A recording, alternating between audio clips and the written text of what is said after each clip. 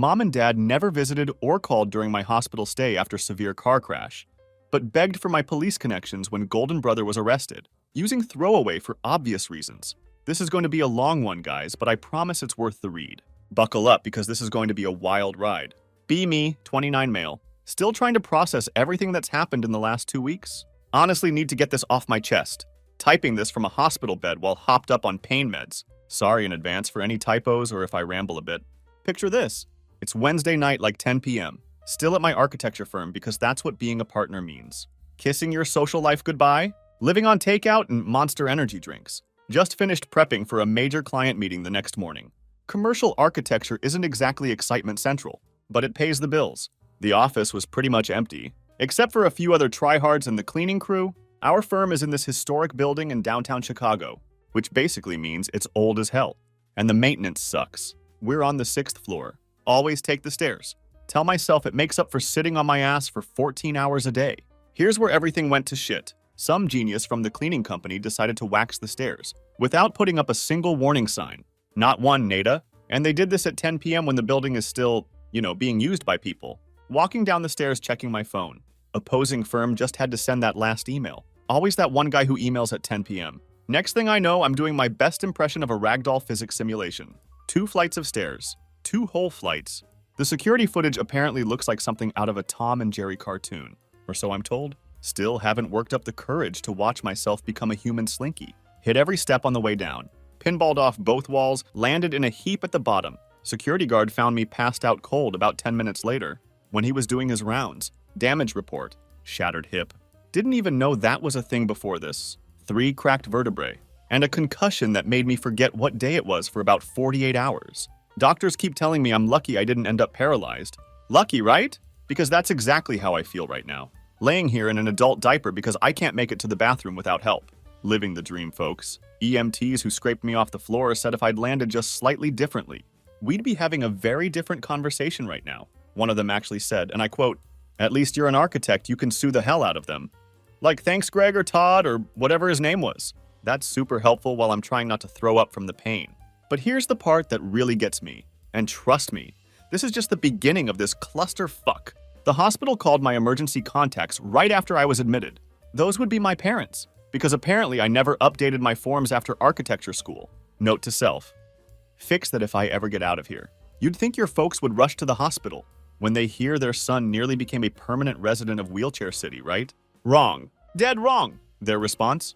Oh, we're kind of busy right now, but keep us updated. Busy. They were busy. I'm laying here with enough metal in my hip to set off airport security for the rest of my life. And they're busy because my younger brother Nathan is giving some big presentation to investors about his latest groundbreaking crypto project. But we'll get to Nathan later, because holy shit, that's a whole other level of this family drama that I'm still trying to process. The worst part? This isn't even surprising. Like I made partner at 27 at a top 50 architecture firm in Chicago. You know what my parents said when I told them?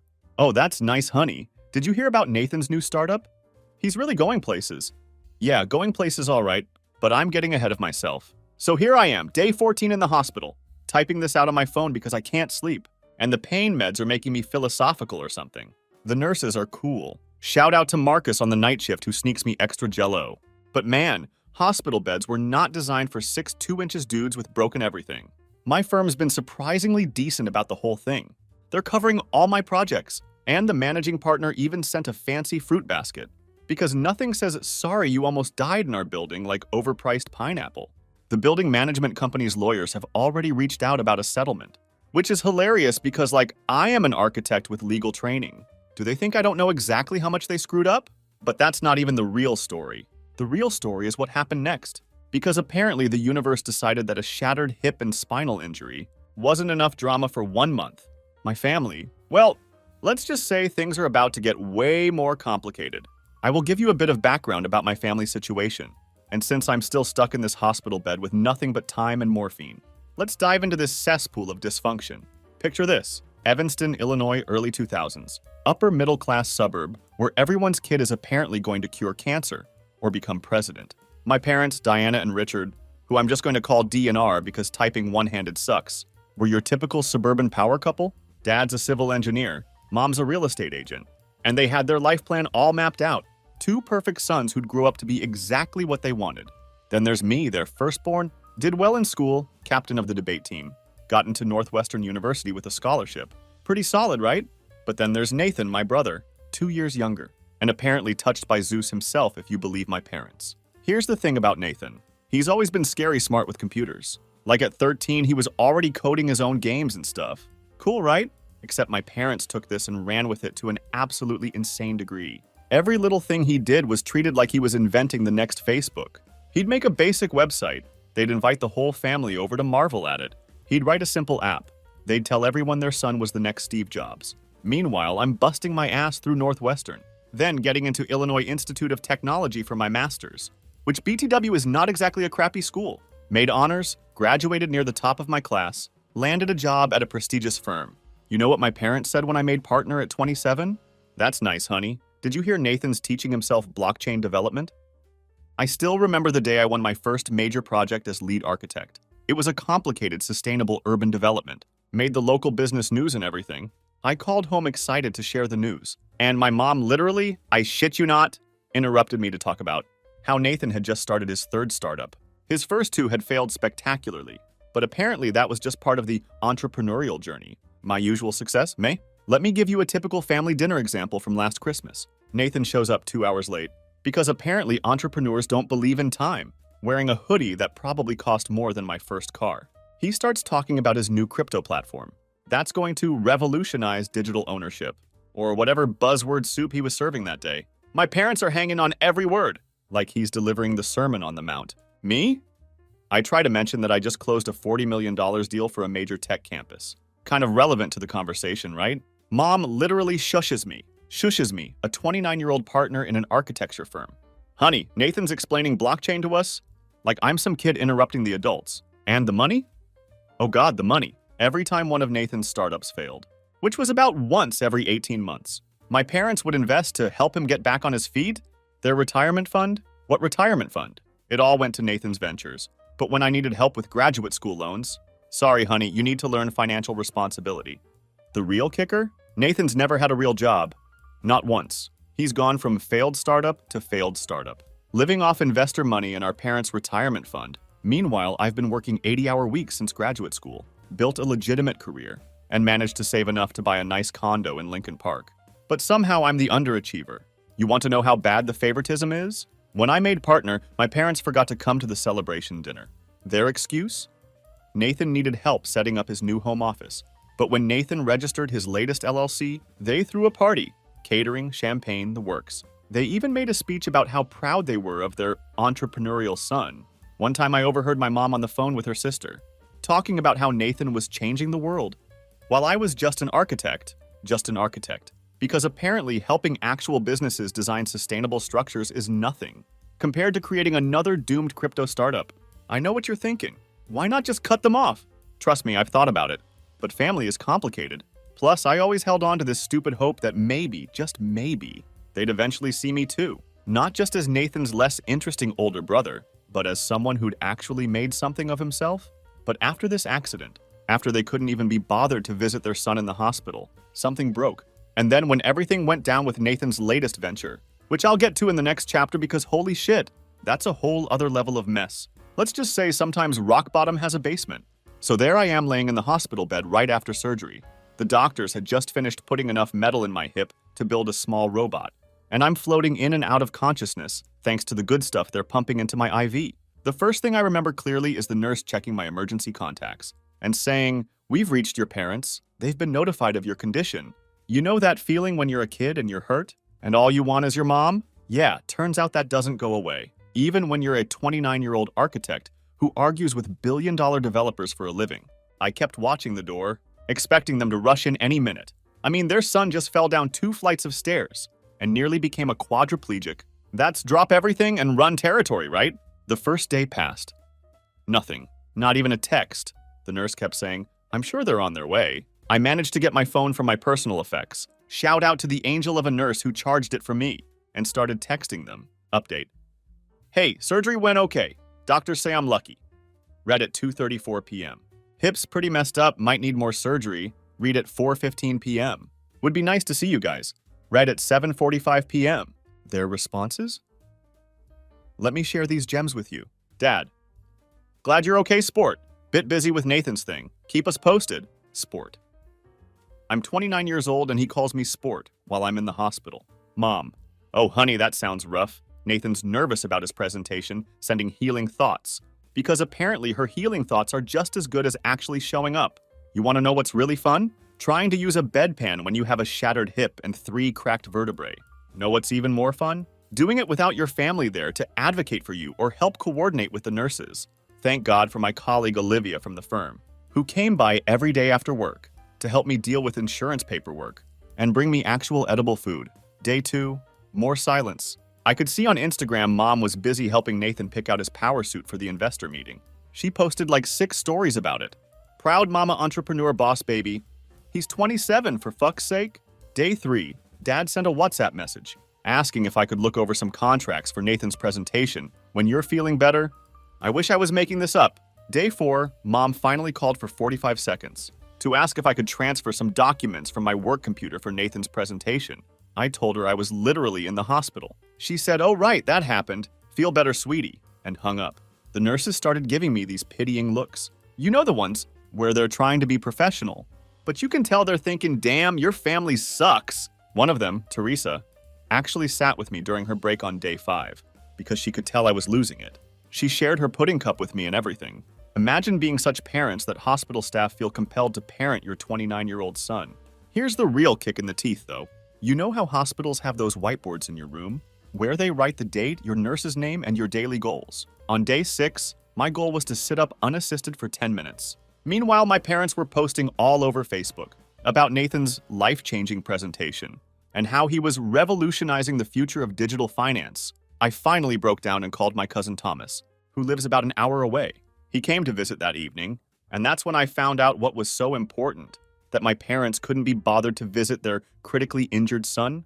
But that revelation deserves its own chapter, because holy shit, you guys won't believe what Nathan was actually up to. The worst part? I kept making excuses for them in my head. Maybe they were really busy. Maybe they didn't understand how serious it was. Maybe they thought I was tougher than I am. Classic abuse victim mentality, right? Shout out to my hospital therapist for that insight. You know what finally broke me? On day 7, I overheard 2 nurses talking outside my room. One asked why my parents never visited, and the other said, "Oh, the hospital called them right after he was admitted." The mom said they were too busy with their other son's business meeting and asked if we could just send updates by text. Let that sink in. Their son is in the hospital with potentially life-altering injuries, and they asked for updates by text because they were busy with Nathan's PowerPoint presentation. After that, Thomas shows up around dinner time on day 6 of my hospital stay, looking uncomfortable as hell. He's always been the family peacekeeper, so seeing him fidget with his car keys, I knew something was up. After some awkward small talk about my injuries, "Yes, Thomas, my hip still hurts like fuck, thanks for asking," he finally spills what's really going on with Nathan's big presentation. Turns out my brother, the family genius, had just secured $20 million in funding for his new crypto platform. $20 million from actual venture capitalists and some high-profile private investors. This detail becomes important later. Trust me, his platform was supposedly going to revolutionize decentralized finance by combining NFTs, smart contracts, and some buzzword soup about AI-driven blockchain optimization. My parents? They completely lost their minds, like full-on Woodstock levels of celebration. They rented out the entire top floor of some fancy restaurant in Chicago, invited literally everyone they knew, and threw this massive party to celebrate Nathan's vision. There were speeches, champagne towers, even a custom ice sculpture of the company's logo. A fucking ice sculpture, you guys. Thomas showed me the photos on his phone. Thanks, cuz that's exactly what I needed to see. While trying to master the art of eating hospital jello one-handed, there's my mom literally crying tears of joy. While Nathan gives some speech about disrupting traditional finance paradigms, my dad's posting LinkedIn updates every 15 minutes about how his son is changing the face of digital commerce. The local paper even ran a story about it. Local tech prodigy secures major investment. They used Nathan's favorite photo of himself. You know the one where he's trying to look like a combo of Steve Jobs and that guy from Silicon Valley? The article mentioned his impressive track record of innovative startups. Convenient that they didn't mention how every single one had failed, and how this new platform was going to democratize digital asset management. Whatever the fuck that means. Want to know the best part? In the middle of this whole celebration, Right between the champagne toast and the dessert course, my mom actually posted on Facebook, "Feeling blessed! Our son is changing the world! Hash proud mama, hash tech entrepreneur, hash success." Which son, Mom? The one revolutionizing crypto? Or the one lying in a hospital bed trying to learn how to sit up without screaming? But wait, it gets better. During the party, Nathan apparently gave this big speech about family, being the foundation of success, and how our parents' unwavering support made everything possible. He even got emotional talking about how they always believed in him. Meanwhile, I'm watching Friends reruns on a tiny hospital TV, trying to convince a night shift nurse that I can totally manage the bathroom by myself. Narrator. I could not in fact manage the bathroom by myself. The investors were all there too. Thomas said they looked like something out of central casting for rich people who want to get richer quick. Lots of Patagonia vests and designer watches. Nathan was working the room like a pro, throwing around terms like blockchain integration and smart contract automation, like he was selling salvation. One of these investors, some guy who apparently manages money for a bunch of political families, was so impressed that he committed another $5 million on the spot. Right there at the party. Must be nice to have that kind of fuck you money, right? Remember this guy too. He becomes very relevant later. My parents were practically floating. Mom kept telling everyone how she always knew Nathan was special, and how he just thinks differently than other people. Dad was already talking about early retirement, telling his golf buddies how his son was going to take care of everything. You know what's really fucked up? While all this was happening, while they were all celebrating Nathan's amazing success and brilliant future, my phone buzzed with a text from Mom.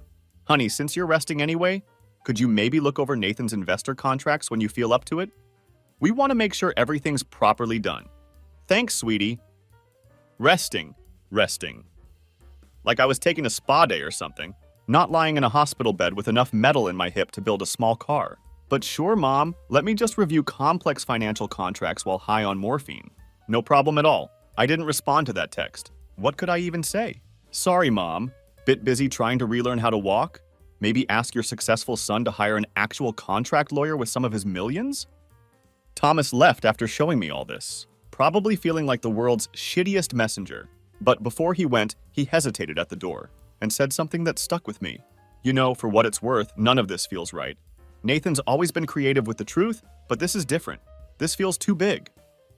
Oh, Thomas, you beautiful, intuitive bastard. You had no idea how right you were.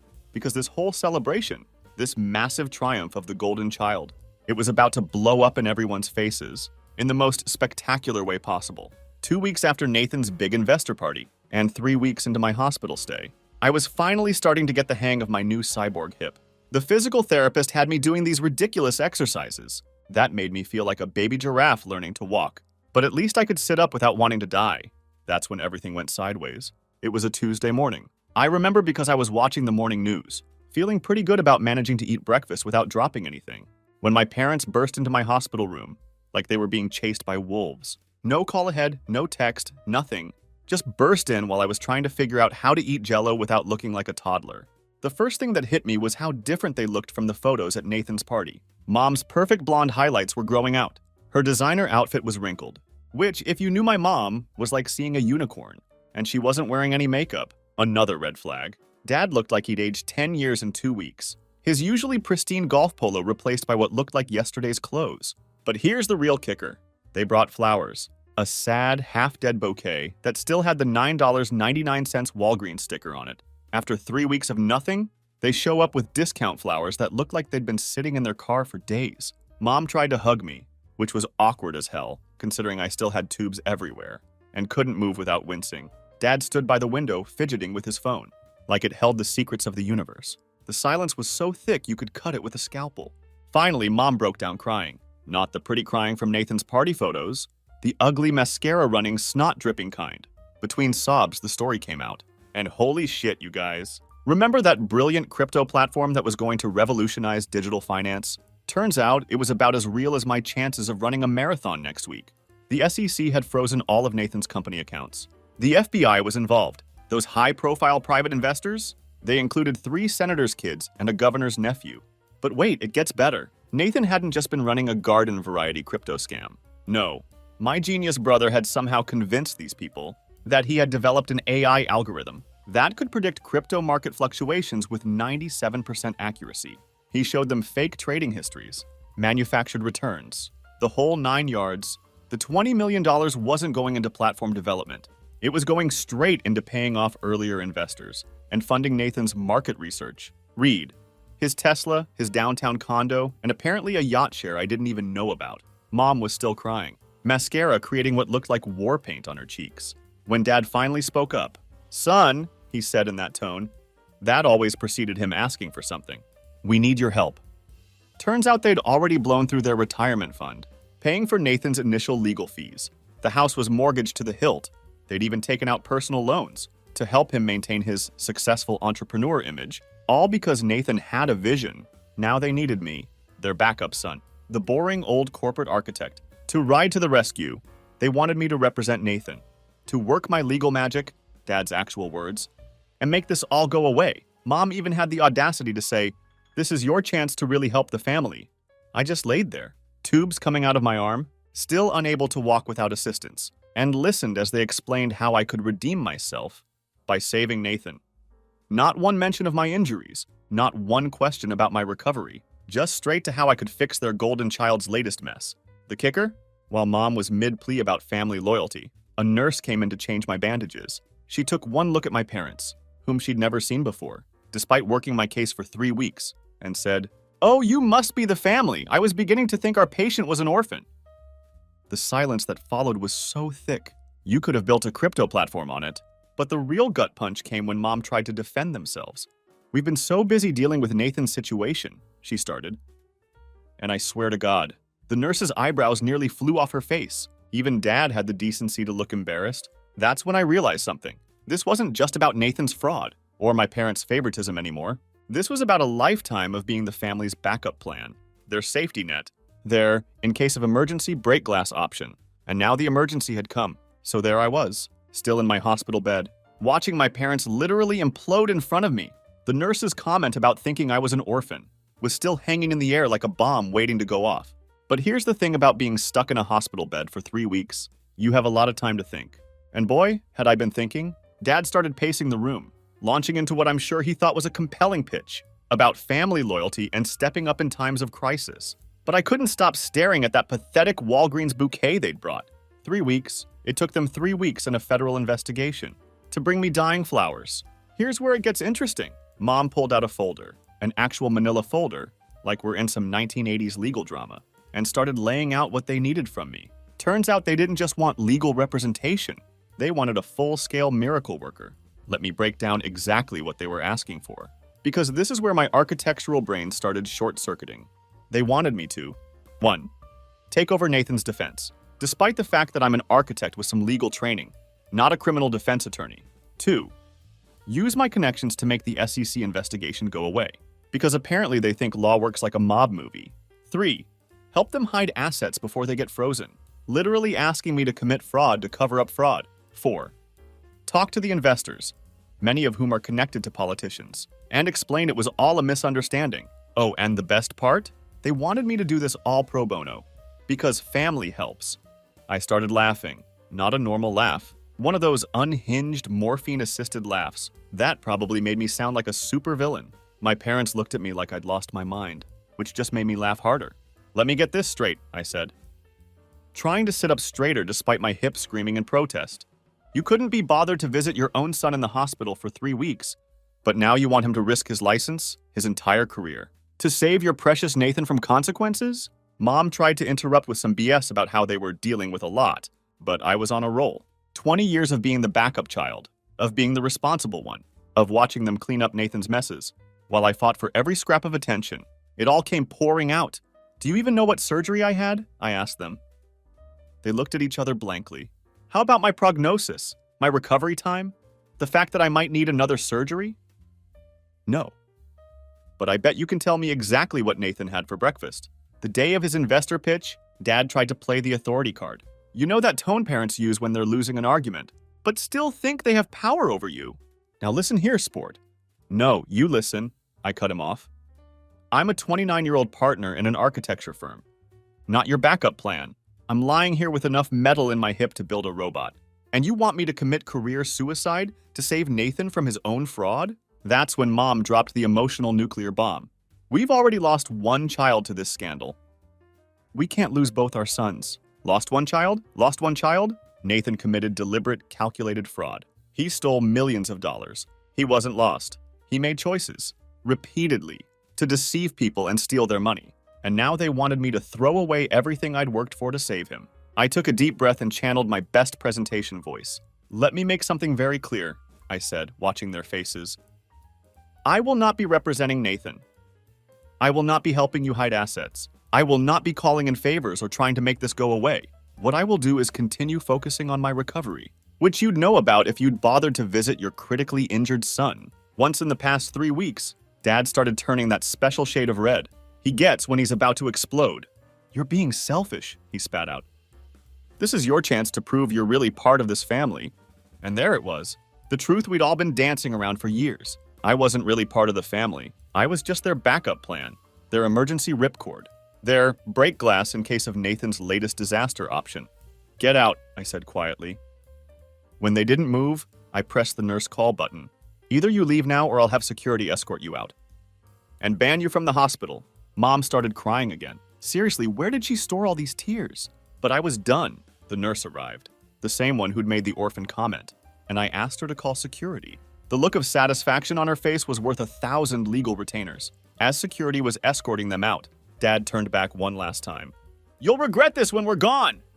Better than regretting it when I'm disbarred, I called after him. Then immediately had to take more pain meds, because getting righteously angry is hell on broken ribs. I will update you guys when I found out what really went down with Nathan. Stay tuned. Final update. Thanks for all the support. You've helped me stay sane through this whole mess. It's been 3 months since I kicked my parents out of my hospital room, and honestly, life has gotten both worse and better, in ways I never expected. Grab your preferred beverage, because this is going to be a long one. First, let me update you on Nathan's situation, since that's what most people have been deeming me about. Remember that revolutionary crypto platform? That was going to change digital finance forever? The FBI forensic accountants found out. It was essentially a giant digital Ponzi scheme with extra steps. Nathan hadn't just been faking returns. He'd created this elaborate web of shell companies and fake transactions. To make it look like his AI trading algorithm was real, the numbers are finally in. $20 million from the latest investors, plus another $15 million from previous rounds that were never reported. That's $35 million of other people's money. Gone. Most of it went to paying off earlier investors and funding Nathan's startup founder lifestyle, the Tesla, the yacht share, the luxury condo, the first-class flights to tech conferences that were actually just fancy vacations. But here's the part that really gets me. When the FBI interviewed him, Nathan actually tried to claim that he was conducting a social experiment about the gullibility of traditional finance. I shit you not. My genius brother, faced with overwhelming evidence of fraud, tried to pull the "it's just a prank, bro" defense with the federal government. The prosecutors weren't amused. Meanwhile, those high-profile investors I mentioned, turns out when you scam the children of politicians, things move really fast. The SEC investigation turned into a joint task force with the FBI. They're not just looking at fraud anymore. They're investigating money laundering, wire fraud, and something called conspiracy to defraud the United States, which sounds like the kind of charge that makes federal prosecutors get excited. My parents? They've gone full martyrs. Mom's been posting daily on Facebook about how the system is rigged against innovative thinkers and how Nathan is being persecuted for disrupting traditional finance. Dad's been calling every lawyer in Chicago, trying to find someone who will take the case pro bono. Because, surprise, they're broke. They mortgaged their house to the hilt to pay for Nathan's initial legal fees and are now facing foreclosure. As for me, I'm finally out of the hospital and doing physical therapy. The doctors say I might always walk with a slight limp, but considering I nearly became a permanent pretzel, I'll take it. My firm has been surprisingly awesome about everything. They're letting me work remotely until I'm fully mobile, and they've assigned me some interesting projects to keep me occupied during recovery. The best part? For the first time in my life, I'm completely free of the golden child's shadow. No more guilt-ridden family dinners. No more comparisons to Nathan's entrepreneurial spirit. No more being the family's backup plan. I've blocked my parents on everything.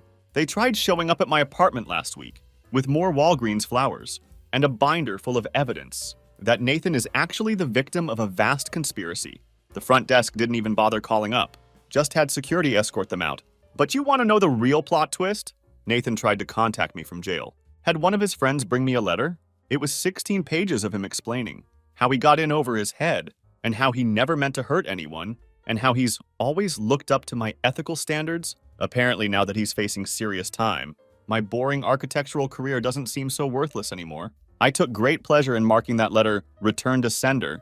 The prosecutor handling Nathan's case reached out to ask if I'd be willing to provide testimony about some of Nathan's previous business ventures that I'd witnessed. I agreed. Mom found out and sent me a 5-page email about how I'm destroying the family. I printed it out and added it to my "Why I Made the Right Choice" folder. You know what's funny? All those years of feeling like I wasn't enough, like being a successful architect, somehow made me the family disappointment. It wasn't about me at all. It was about them. Their need to believe in Nathan's genius was stronger than their ability to see reality. And now reality is calling in its debt. So here I am, 29 years old, learning to walk again, rebuilding my life without the weight of being the family's second choice. My hip hurts like hell some days. But you know what doesn't hurt anymore? My soul. Too cheesy? Blame the painkillers. Nathan's looking at 15 to 20 years if convicted on all charges. My parents are facing bankruptcy and foreclosure. The family's reputation is in shambles. And me? I'm finally free. Edit to the user who sent me a custom cane with Freedom Stick engraved on it. You're my hero. Final note, this is probably my last update on this situation. I've got a lot of physical therapy ahead of me, a career to focus on, and a new family dynamic to build with the relatives who actually give a damn. Thanks for all the support. You've been more family than my actual family these past few months. Also, if anyone out there is questioning their worth because of family dynamics, take it from a guy who literally had to break his body to break free from toxic patterns. You're worth more than being anyone's backup plan.